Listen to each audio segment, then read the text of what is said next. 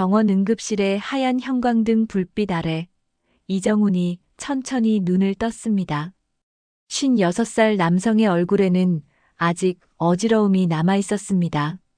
담당 의사는 혈압과 맥박을 확인한 후 과로와 스트레스가 원인이라고 진단했습니다.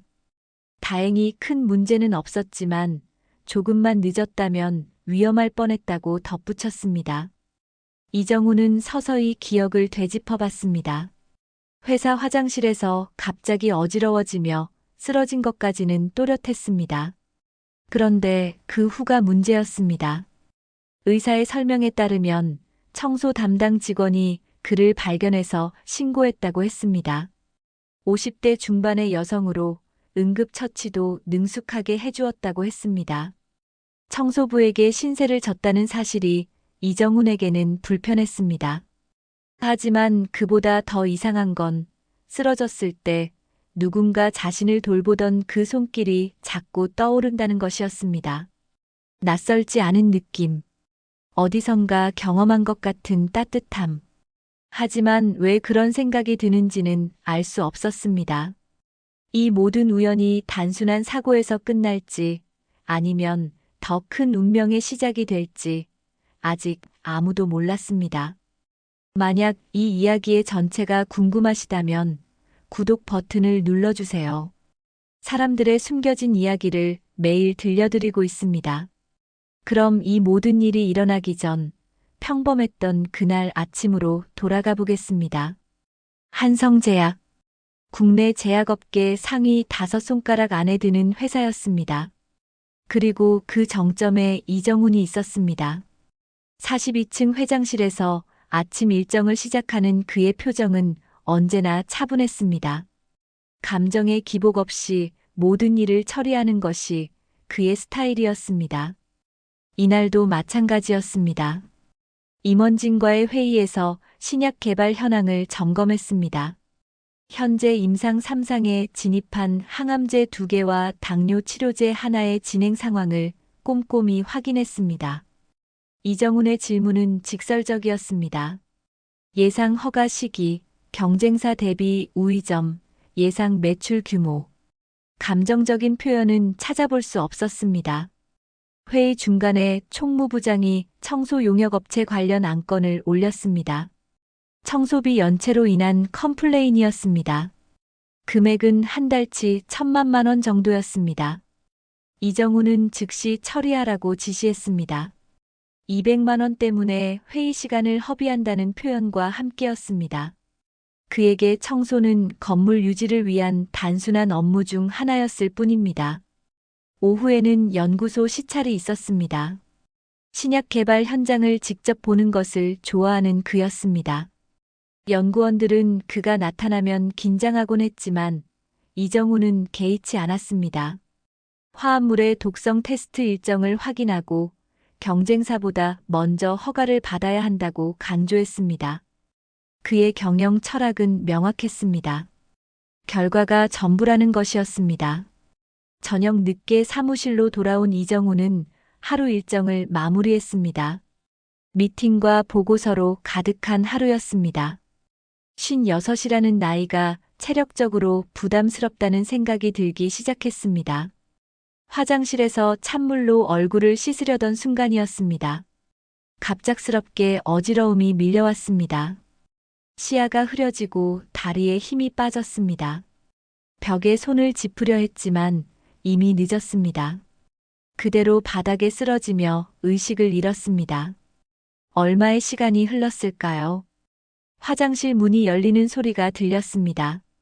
그리고 여성의 놀란 목소리가 이어졌습니다. 희미한 의식 속에서 이정훈은 누군가 자신을 살피는 것을 느꼈습니다. 손목을 잡고 맥박을 확인하는 손길이 있었고 목 뒤를 받쳐주며 자세를 바로잡아주는 움직임이 있었습니다. 그 목소리는 당황스러워하면서도 차분했습니다. 마치 이런 응급 상황에 익숙한 사람처럼 들렸습니다. 의식은 있는지 묻는 목소리에는 따뜻함이 있었습니다. 이정훈은 대답하려 했지만 목소리가 나오지 않았습니다. 다만 한 가지 이상한 점이 있었습니다. 자신을 돌보는 그 손길이 어째선지 낯설지 않다는 느낌이었습니다. 곧 도움을 부르겠다는 말이 들린 후 이정우는 완전히 의식을 잃었습니다. 다음에 눈을 떴을 때는 병원 침대 위였습니다. 자신을 구해준 사람이 청소부라는 사실을 알게 되기 전까지는 그저 운이 좋았다고 생각했을 뿐입니다. 박미영, 54살, 한성제약 청소 담당 직원이었습니다. 새벽 5시, 대부분의 사람들이 잠들어 있는 시간에 그녀의 하루가 시작되었습니다. 지하철 막차를 놓치지 않기 위해 서둘러 집을 나서는 사람들과 반대 방향으로 미영은 조용히 회사로 향했습니다. 한성제약 건물은 새벽에는 적막했습니다. 경비원의 인사를 받으며 직원 출입구로 들어가는 미영의 발걸음은 언제나 조심스러웠습니다. 누구에게도 방해가 되지 않으려는 습관이었습니다. 지하 1층 청소용품 보관실에서 미영은 하루 일과를 준비했습니다. 걸레, 청소제, 진공 청소기. 이미 3년째 반복하고 있는 일상이었습니다. 가장 먼저 시작하는 곳은 화장실이었습니다. 각 층마다 있는 화장실을 하나씩 청소하는 것부터 하루가 시작되었습니다. 변기, 세면대, 바닥까지 꼼꼼히 닦아냈습니다. 이어서 복도와 사무실 청소가 이어졌습니다. 진공 청소기 소음이 다른 사람들에게 방해가 될까봐 최대한 조용히 작업했습니다. 책상 위 서류들은 건드리지 않도록 주의하며 주변만 깨끗하게 정리했습니다. 연구소 구역은 특히 신경을 써야 하는 곳이었습니다. 실험 장비들과 화학물질이 있어서 더욱 조심스럽게 청소해야 했습니다. 미영은 이런 장소에서 일하는 사람들이 대단하다고 생각했습니다. 오전 9시가 되면 직원들이 출근하기 시작했습니다. 미영은 그때쯤이면 눈에 띄지 않는 곳으로 이동해서 작업을 계속했습니다. 사람들이 바쁘게 지나다니는 것을 방해하지 않으려는 배려였습니다. 가끔 복도에서 마주치는 직원들이 있었습니다. 대부분은 그녀를 못 본 척하거나 시선을 피했습니다. 간혹 고개를 끄덕이며 인사하는 사람들이 있었지만 많지는 않았습니다. 미영은 이런 상황에 익숙해져 있었습니다. 서운하다는 생각보다는 당연하다는 생각이 더 컸습니다. 서로 다른 세계에 사는 사람들이니까요.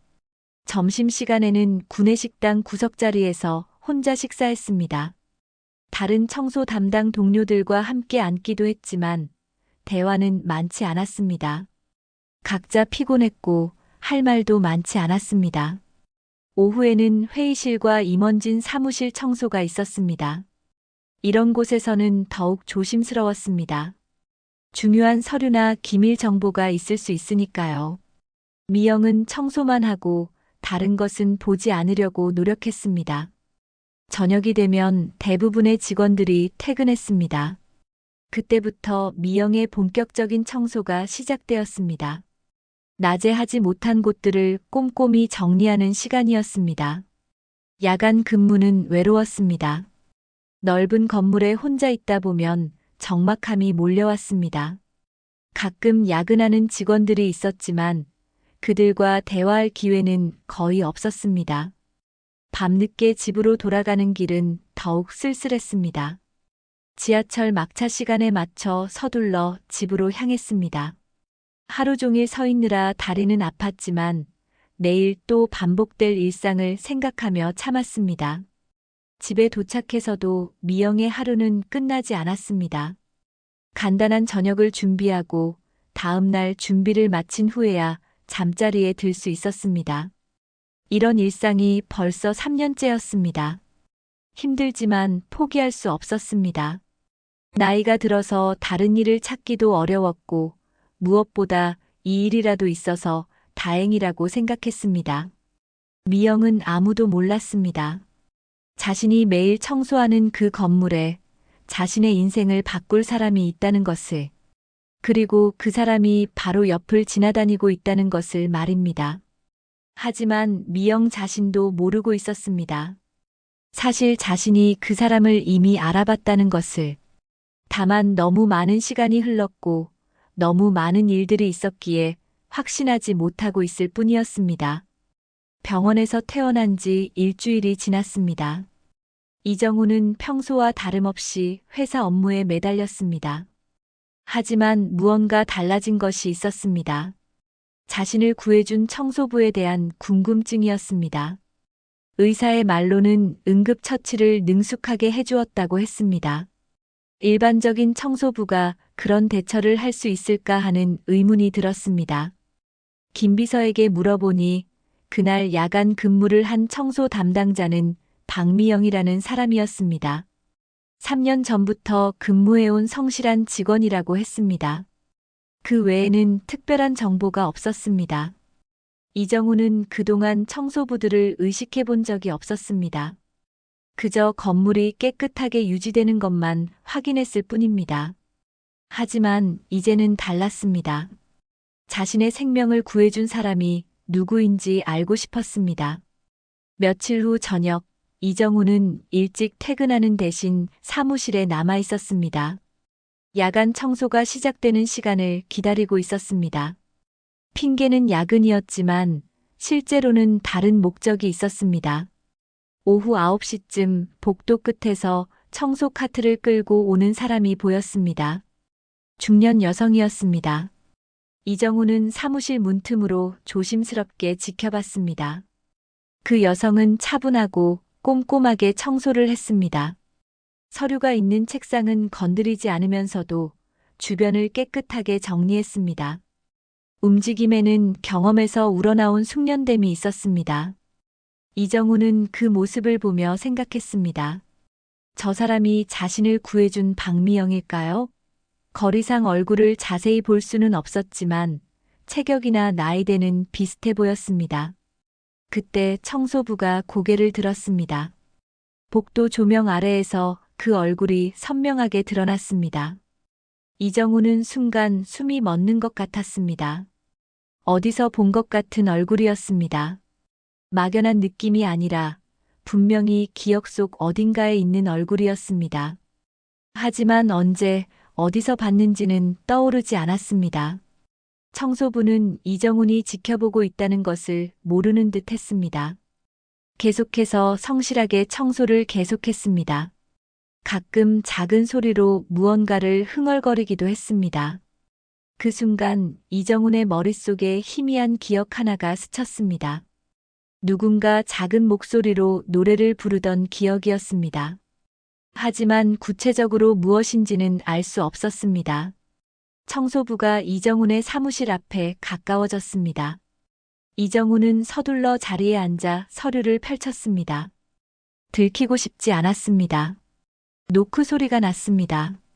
조심스럽고 예의 바른 소리였습니다. 들어오세요. 문이 열리며 청소부가 고개를 숙이며 들어왔습니다. 이정훈은 서류를 보는 척하면서 슬쩍 그녀를 관찰했습니다. 실례합니다. 청소를 해도 될까요? 목소리는 차분했습니다. 어디선가 들어본 것 같은 음성이었지만 확신할 수는 없었습니다. 네, 하세요. 이정훈은 최대한 무관심한 척했습니다. 하지만 청소부의 모든 움직임을 예의주시했습니다. 그녀는 조용히 쓰레기통을 비우고 바닥을 닦았습니다.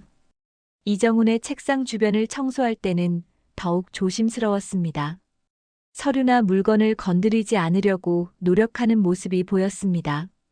청소가 끝나갈 무렵 청소부가 실수로 펜 하나를 떨어뜨렸습니다.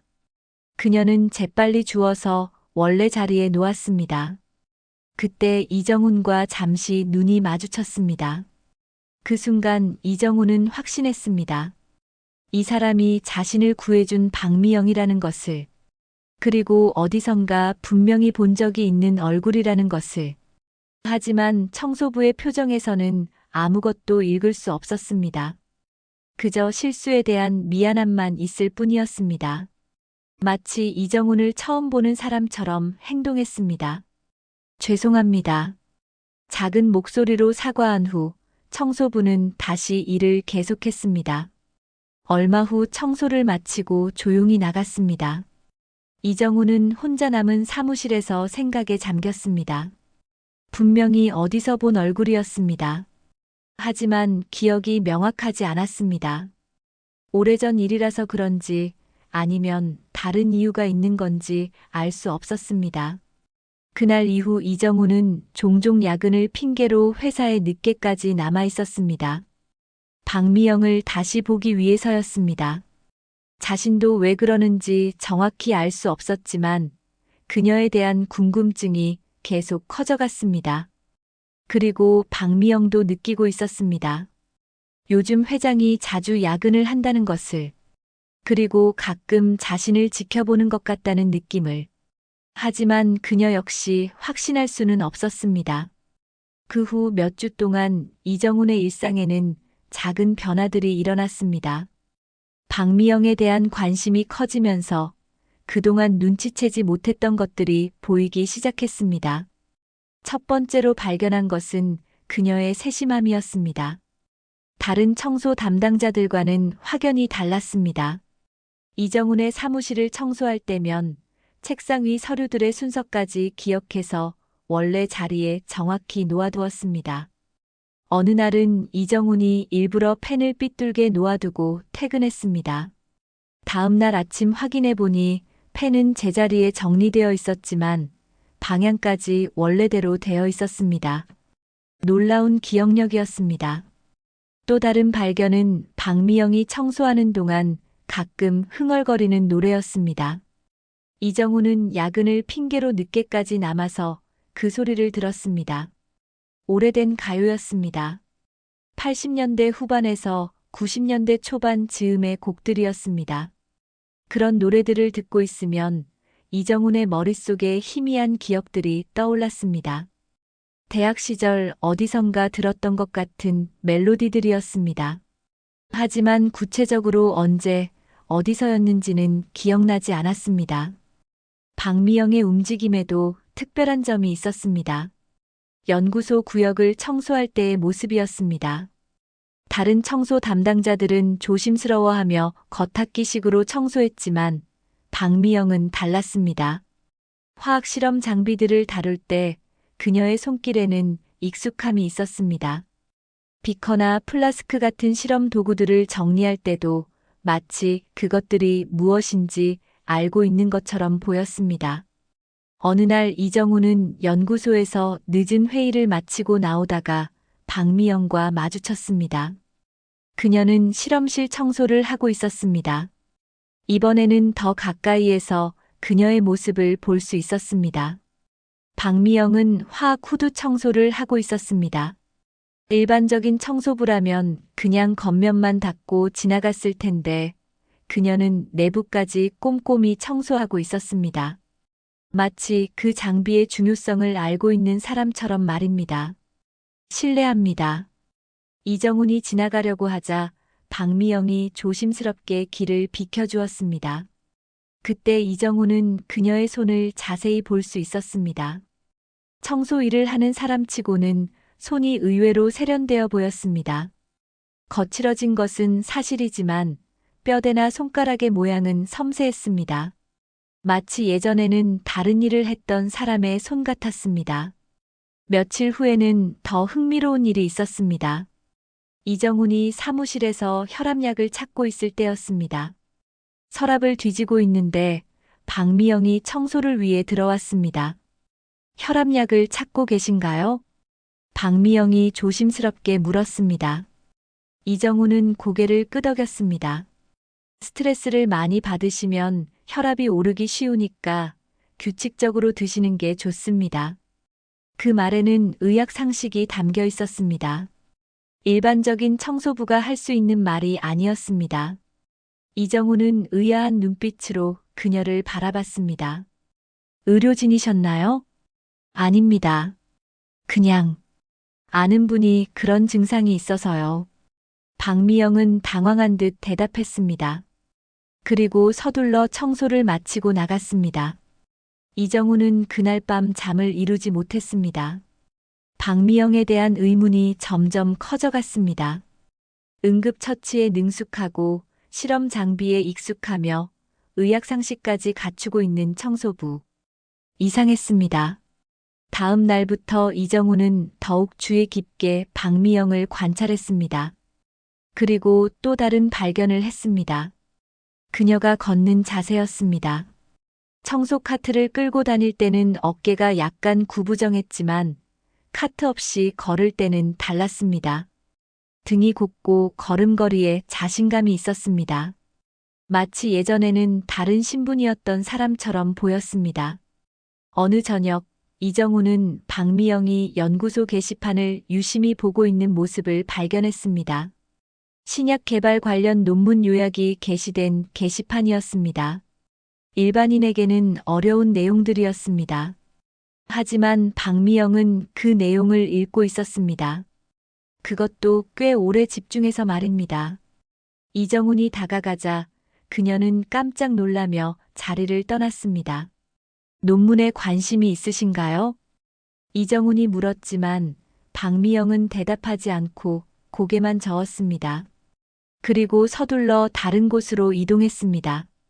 그날 밤 이정훈은 확신했습니다. 박미영은 단순한 청소부가 아니라는 것을, 그녀에게는 숨겨진 과거가 있다는 것을, 그리고 그 과거가 자신과 어떤 연관이 있을 것이라는 것을. 하지만 아직 구체적으로 무엇인지는 알 수 없었습니다. 다만 한 가지는 분명했습니다. 박미영도 자신을 의식하고 있다는 것이었습니다. 그리고 무언가를 숨기고 있다는 것이었습니다.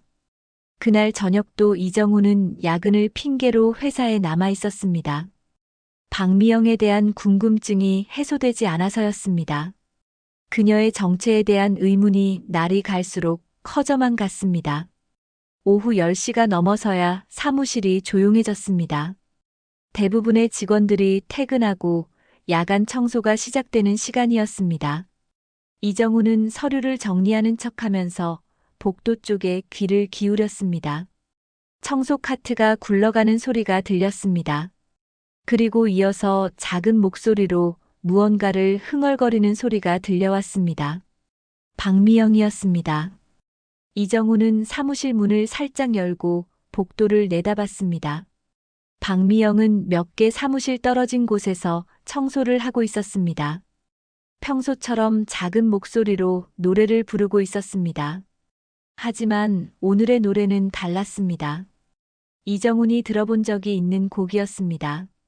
아니, 단순히 들어본 게 아니라 매우 특별한 기억과 연결된 노래였습니다. 그대 품에 잠들고 싶어라. 박미영의 작은 목소리가 복도에 은은하게 퍼졌습니다. 이정우는 그 순간 온몸에 전율이 흘렀습니다. 그 노래였습니다. 대학교 3학년 때 자주 들었던 노래였습니다. 기억이 물밀듯 밀려왔습니다. 대학 도서관 뒤편 벤치에 앉아서 누군가와 함께 들었던 그 노래. 카세트 테이프로 반복해서 틀어놓고 함께 부르던 그 멜로디. 이정훈의 머릿속에 한 사람의 얼굴이 떠올랐습니다. 긴 머리에 환한 미소를 짓던 여학생. 약학과 3학년이었던 박미영. 자신의 첫사랑이었던 그 사람.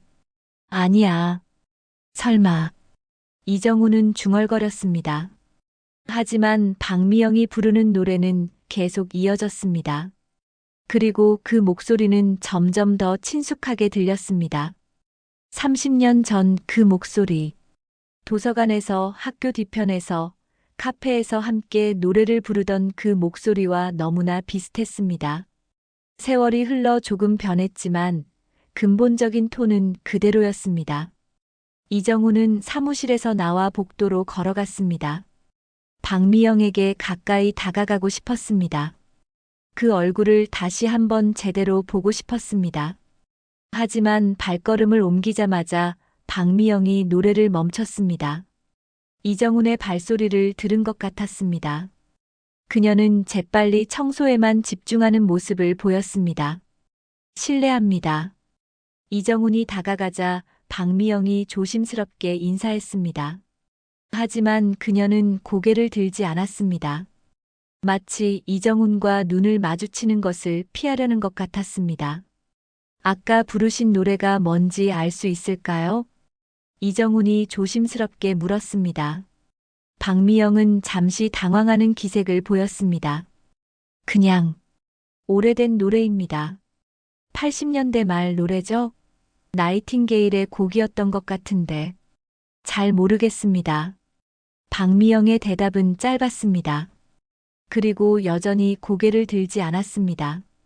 이정훈은 그녀의 반응에서 확신을 얻었습니다. 분명히 무언가를 숨기고 있다는 것을. 혹시 대학 시절에 그 노래를 자주 들으셨나요? 이정훈의 질문에 박미영의 손이 잠시 멈췄습니다. 미세한 반응이었지만 이정훈은 놓치지 않았습니다. 대학은 나오지 못했습니다. 거짓말이었습니다. 이정훈은 직감적으로 알 수 있었습니다. 박미영의 말투, 지식 수준, 행동 패턴. 모든 것이 대학 교육을 받은 사람의 것이었습니다. 그럼 계속 청소하시죠. 이정훈은 더 이상 묻지 않았습니다. 대신 조금 떨어진 곳에서 박미영을 지켜봤습니다. 박미영은 청소를 계속했지만 더 이상 노래를 부르지 않았습니다. 평소보다 긴장한 모습이 역력했습니다. 이정훈의 질문이 그녀를 당황시킨 것이 분명했습니다. 청소가 끝나고 박미영이 떠난 후 이정훈은 혼자 남은 복도에서 생각에 잠겼습니다. 머릿속에는 30년 전 기억들이 선명하게 떠올랐습니다. 약학과 박미영. 총명하고 아름다웠던 그녀. 함께 도서관에서 공부하고 캠퍼스를 걸었던 추억들. 그리고 갑작스럽게 연락이 끊어졌던 그 시절. 정말 미영이가 맞는 건가? 이정훈은 자문했습니다. 외모는 많이 변했지만 목소리와 몸짓에서는 옛날의 흔적이 남아 있었습니다. 특히 그 노래를 부르는 모습에서는 의심의 여지가 없었습니다. 하지만 왜 그녀는 자신을 모르는 척할까요? 정말 자신을 기억하지 못하는 걸까요? 아니면 일부러 숨기고 있는 걸까요? 이정훈의 마음은 복잡했습니다. 반가움과 당황스러움이 동시에 밀려왔습니다. 그리고 무엇보다 궁금했습니다. 그녀에게 무슨 일이 있었던 걸까요? 왜 약사가 되지 못하고 청소부로 일하고 있는 걸까요? 그날 밤 이정훈은 잠을 이루지 못했습니다. 머릿속에는 온통 박미영 생각뿐이었습니다. 30년 만에 다시 만난 첫사랑.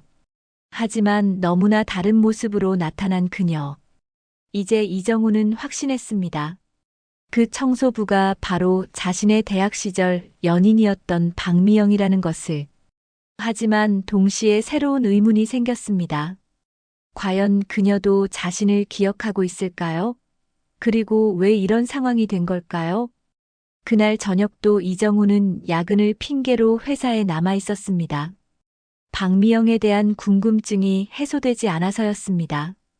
그녀의 정체에 대한 의문이 날이 갈수록 커져만 갔습니다. 오후 10시가 넘어서야 사무실이 조용해졌습니다.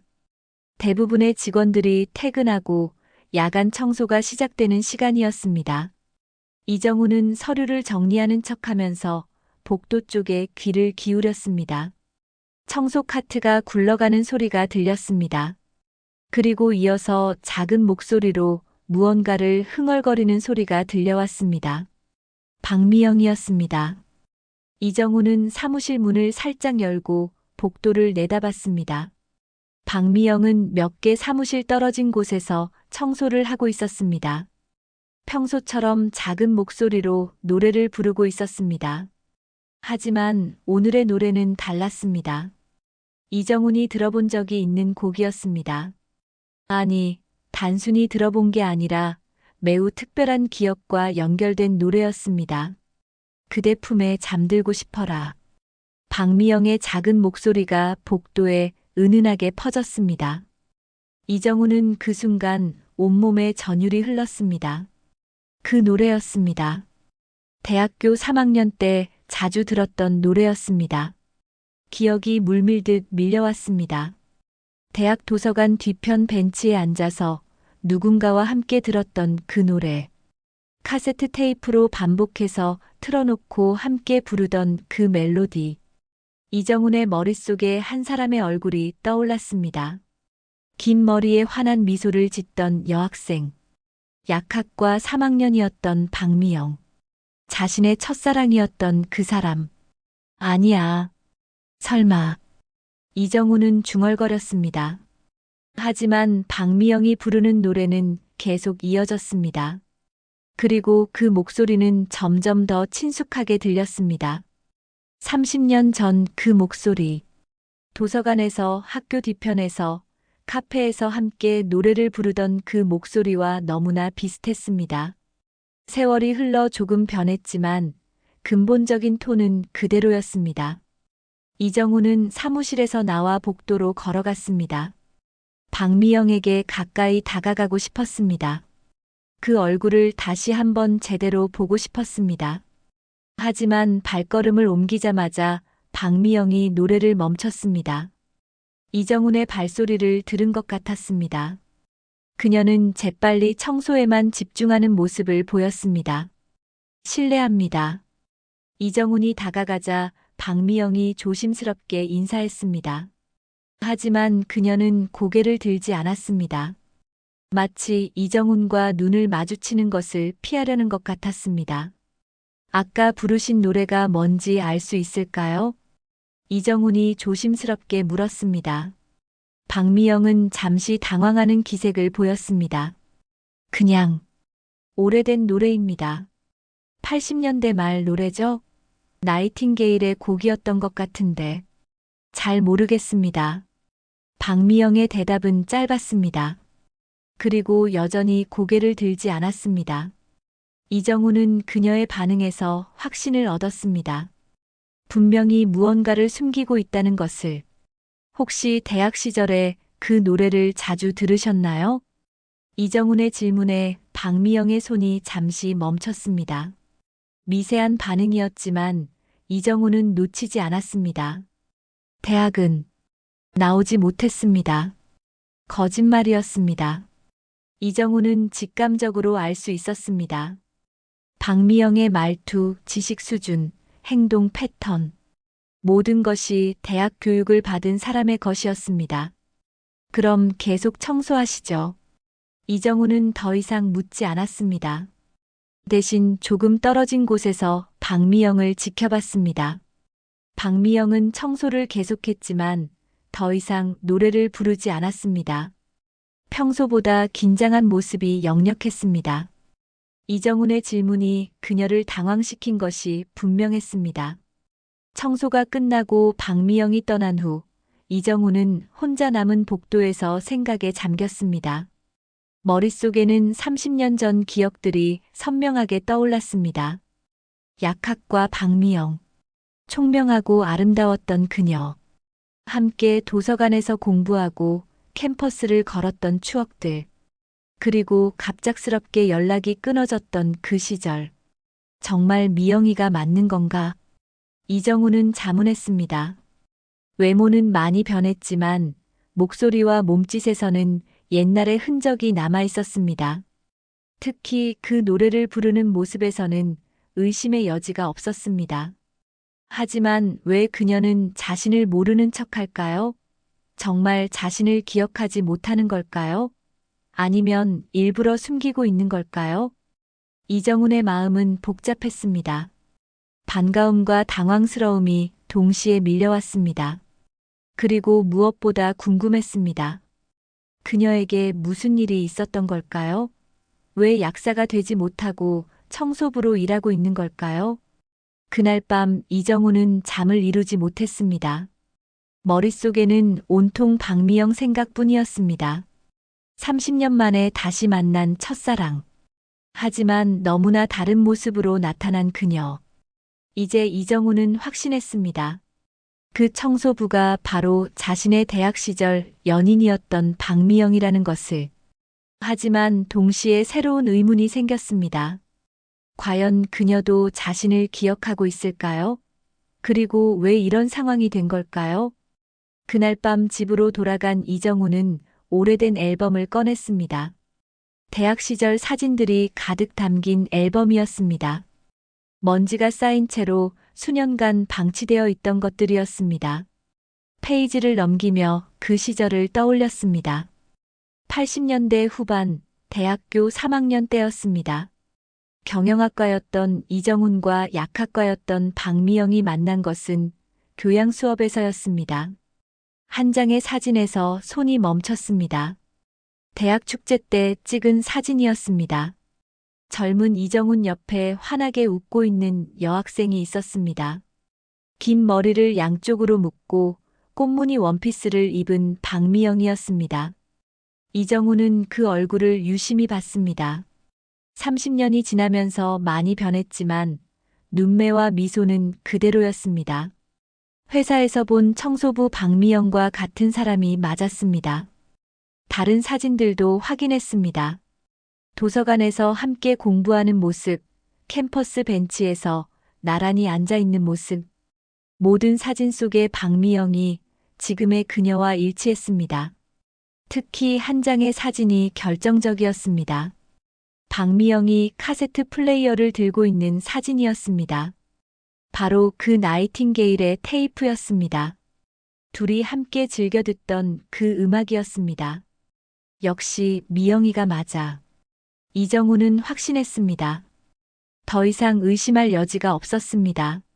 하지만 동시에 의문이 생겼습니다. 그녀는 정말 자신을 기억하지 못하는 걸까요?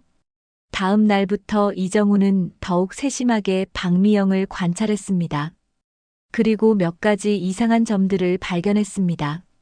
첫 번째는 그녀가 이정훈의 사무실을 청소할 때의 행동이었습니다.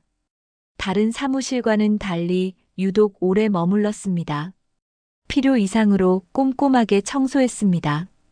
두 번째는 이정훈이 지나갈 때의 반응이었습니다. 다른 직원들이 지날 때는 평범하게 인사했지만 이정훈만 나타나면 긴장하는 기색이 역력했습니다.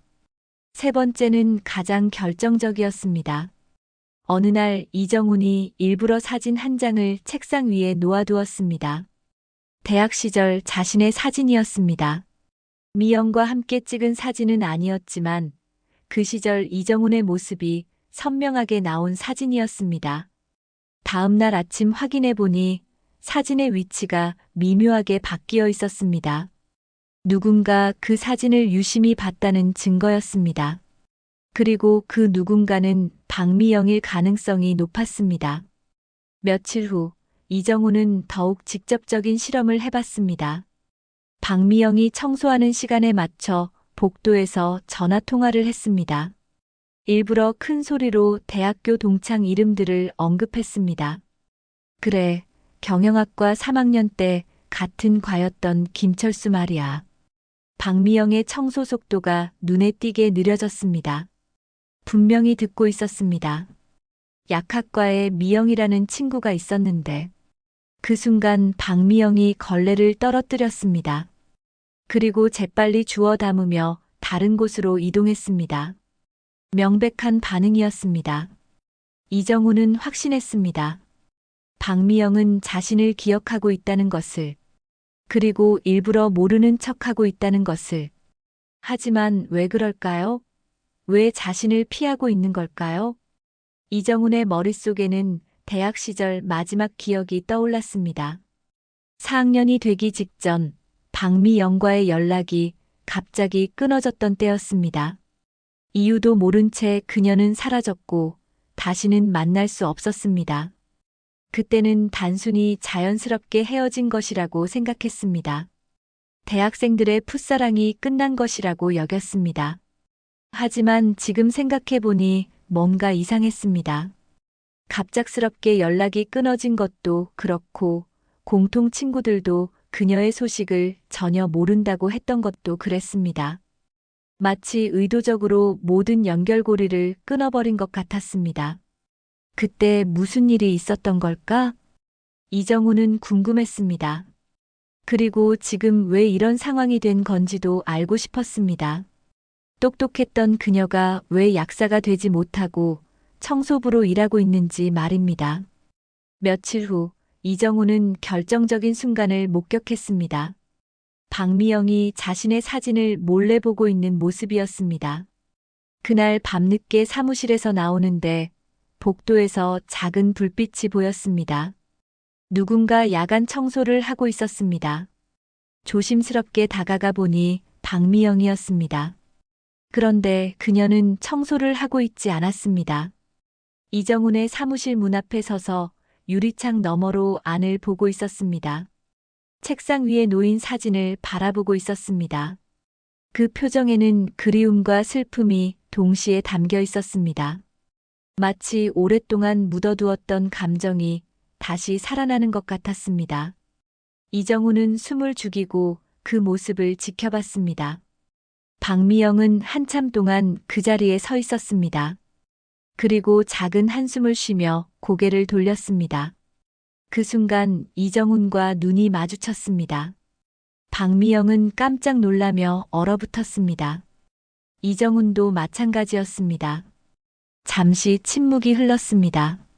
30년 만에 서로의 진심을 마주보는 순간이었습니다. 미영아. 이정훈이 조심스럽게 불렀습니다. 박미영의 눈에 눈물이 맺혔습니다. 하지만 그녀는 대답하지 않고 서둘러 그 자리를 떠났습니다. 이정훈은 혼자 남은 복도에서 확신했습니다. 그녀도 자신을 기억하고 있다는 것을, 그리고 여전히 무언가를 느끼고 있다는 것을, 하지만 동시에 무언가를 두려워하고 있다는 것도 알 수 있었습니다.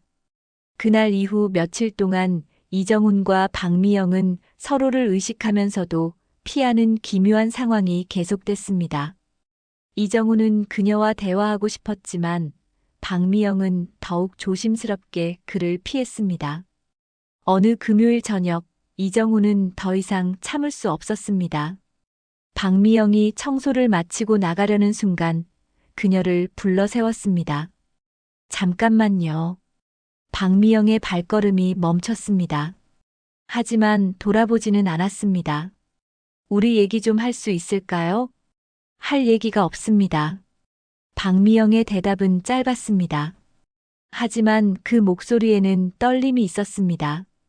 서울대 약학과 89학번 박미영 씨. 이정훈이 또렷하게 말했습니다. 박미영의 어깨가 미세하게 떨렸습니다. 사람을 잘못 보신 것 같습니다. 여전히 부인했지만 목소리는 더욱 불안정해졌습니다. 나이팅게일의 그대 품에 잠들고 싶어라를 좋아하시던 분이시죠? 그 말에 박미영이 드디어 돌아봤습니다. 그 얼굴에는 눈물이 맺혀 있었습니다. 왜 그때의 일을 끄집어내세요? 미영아, 정말 너구나. 이정훈의 목소리에도 감정이 실렸습니다. 30년 만에 재회였습니다. 박미영은 한참 동안 말이 없었습니다. 그리고 천천히 입을 열었습니다. 이제 와서 무슨 소용이 있겠어요? 너에게 무슨 일이 있었던 거야? 왜 갑자기 연락이 끊어진 거야? 이정훈의 질문에 박미영은 쓴웃음을 지었습니다. 그리고 이야기를 시작했습니다. 대학교 3학년 겨울 방학이었습니다. 박미영의 아버지가 갑자기 쓰러졌습니다. 뇌출혈이었습니다. 수술비만 수천만 원이 들어갔고 이후 재활 치료비까지 감당하기 어려운 상황이었습니다. 미영의 집은 원래 넉넉하지 못했습니다. 아버지가 작은 구멍가게를 운영하며 겨우 생계를 유지하는 수준이었습니다. 약학과 등록금도 장학금과 아르바이트로 간신히 감당하고 있었습니다. 아버지의 병원비를 마련하기 위해 미영은 모든 것을 포기해야 했습니다. 우선 학교를 휴학했습니다. 그리고 낮에는 병원에서 아버지를 돌보고 밤에는 아르바이트를 했습니다. 하지만 그것만으로는 부족했습니다.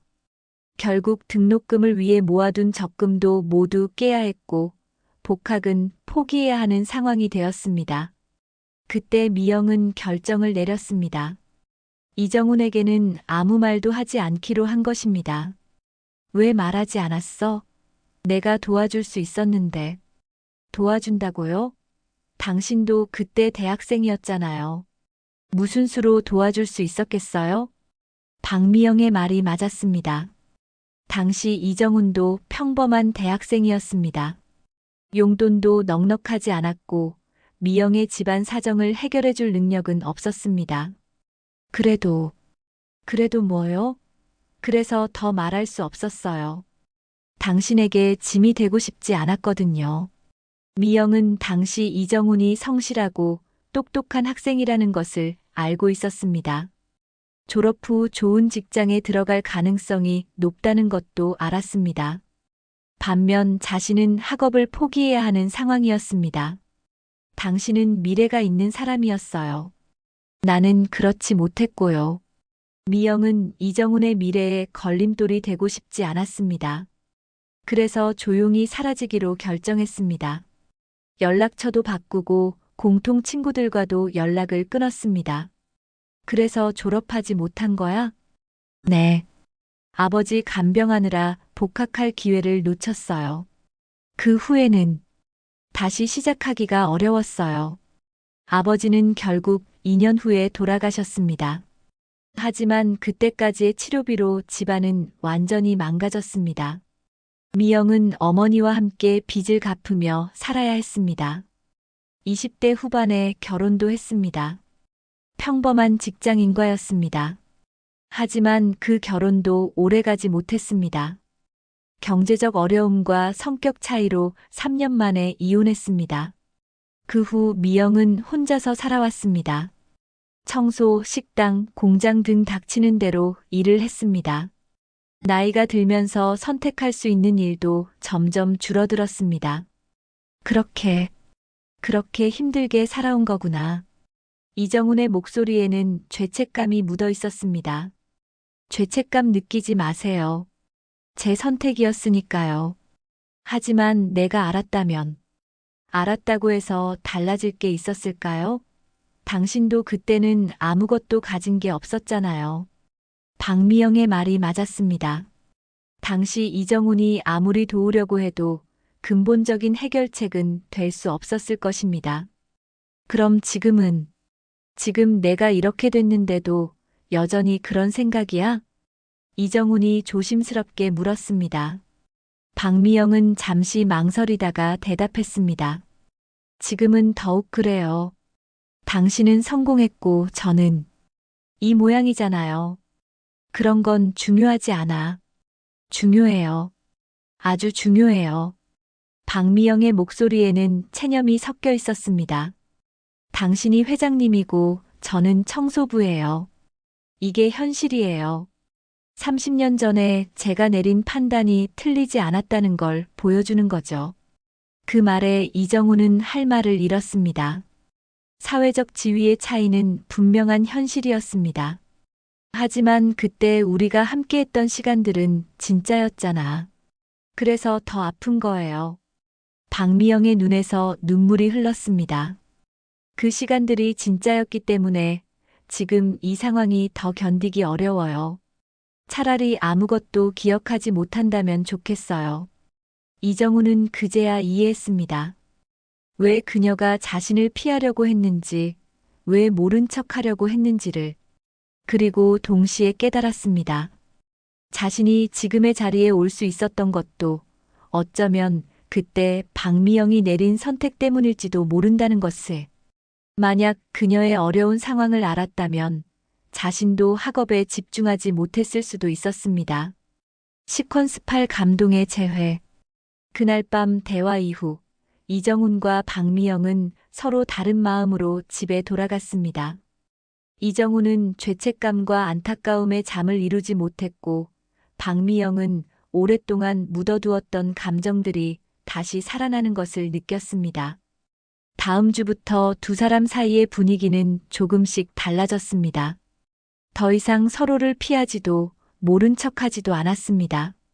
하지만 여전히 조심스러웠습니다. 이정훈은 박미영을 대하는 태도를 바꿨습니다. 예전처럼 무관심하게 지나치지 않았습니다. 그녀가 청소할 때면 작은 인사를 건넸고 가끔은 따뜻한 차 한 잔을 권하기도 했습니다. 박미영도 조금씩 마음을 열기 시작했습니다. 이정훈의 사무실을 청소할 때 예전보다 자연스러워졌고 때로는 작은 대화를 나누기도 했습니다. 혈압약은 잘 드시고 있는지, 너무 무리하지는 않는지 서로를 걱정하는 마음을 나눴습니다. 어느 금요일 저녁, 이정우는 박미영에게 제안했습니다. 시간 있으면 커피 한잔 할래? 박미영은 잠시 망설였습니다. 여전히 부담스러웠습니다. 사람들이 보면 어떨지 걱정되었습니다. 그냥 오랜 친구로서 만나는 거니까. 결국 두 사람은 회사 근처 작은 카페에 앉았습니다. 30년 만에 제대로 된 만남이었습니다. 이정우는 그동안 정말 힘들었을 텐데 잘 버텨줘서 고맙다고 말했습니다. 박미영은 오히려 그가 이렇게 성공한 모습을 보니 뿌듯하다고 답했습니다. 이정우는 진심으로 생각했습니다. 자신이 여기까지 올 수 있었던 것도 어쩌면 그때 박미영이 내린 현명한 판단 덕분일지도 모른다고 말입니다. 만약 당시 박미영의 어려운 상황을 알았다면 자신도 학업에 집중하기 어려웠을 것입니다. 박미영은 그런 식으로 생각하지 말라고 했습니다. 그는 원래 성공할 사람이었다고, 자신이 그런 어려운 결정을 내려준 것에 대해 고마워할 필요 없다고 했습니다. 두 사람은 오랫동안 대화를 나눴습니다. 지난 30년간의 이야기들, 그리움, 후회, 그리고 현재의 감정들에 대해서 말입니다. 이정우는 이제라도 뭔가 도움이 될 수 있는 일이 있으면 하고 싶다고 했습니다.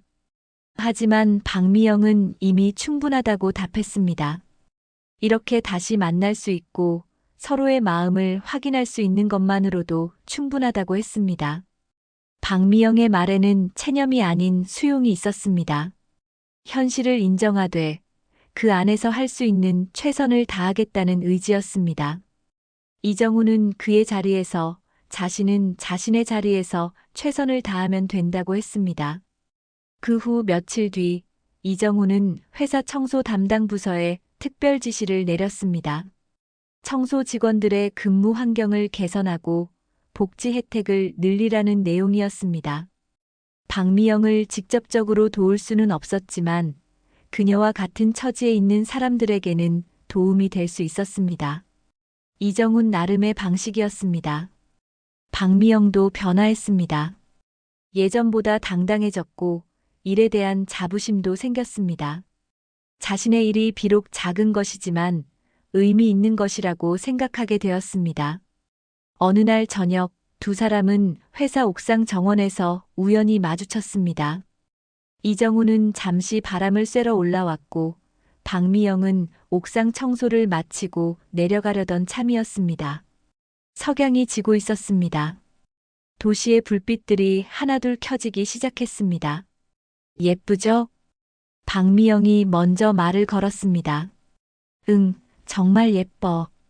이정우는 석양을 보며 대답했지만 실제로는 옆에 있는 박미영을 보고 있었습니다. 그때 우리가 자주 보던 석양과 비슷해요. 박미영의 말에 이정훈도 고개를 끄덕였습니다. 대학교 뒤편 언덕에서 보던 그 석양과 정말 비슷했습니다. 두 사람은 잠시 말없이 석양을 바라봤습니다. 30년이라는 세월이 흘렀지만 그 순간만큼은 시간이 멈춘 것 같았습니다. 이정우는 그때 함께 꿈꿨던 것들을 기억하느냐고 물었습니다. 박미영은 물론 기억한다고 답했습니다. 이정우는 큰 회사 사장이 되고 자신은 훌륭한 약사가 되겠다고 했던 그 꿈들을 말입니다. 반은 이뤄졌다는 이정훈의 말에 박미영은 반이 아니라 하나는 완전히 이뤄졌다고 답했습니다. 그걸로 충분하다고 했습니다. 그 말에는 이정훈의 성공을 진심으로 기뻐하는 마음이 담겨 있었습니다. 이정훈은 이렇게 다시 만날 수 있어서 고맙다고 했습니다. 박미영도 같은 마음이었습니다. 그날 이후 두 사람의 관계는 새로운 형태로 정착되었습니다. 연인도 아니고 단순한 상사와 직원도 아닌 특별한 인연으로 이어진 사람들이었습니다. 이정우는 여전히 바쁜 회장이었고 박미영은 성실한 청소부였습니다. 하지만 그들 사이에는 이제 이해와 존중이 있었습니다. 가끔 이정훈이 야근할 때 박미영은 따뜻한 차를 한 잔 놓고 갔습니다. 그리고 이정훈은 그 차를 마시며 감사한 마음을 가졌습니다. 사람들은 모를 것입니다.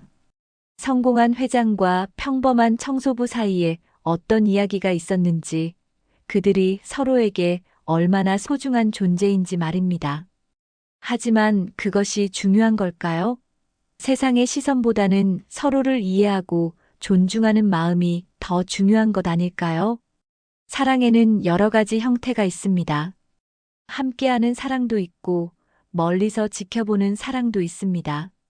이정훈과 박미영의 사랑은 후자였습니다. 그들은 각자의 자리에서 서로를 응원하며 살아갔습니다. 그리고 그것만으로도 충분히 아름다운 이야기였습니다.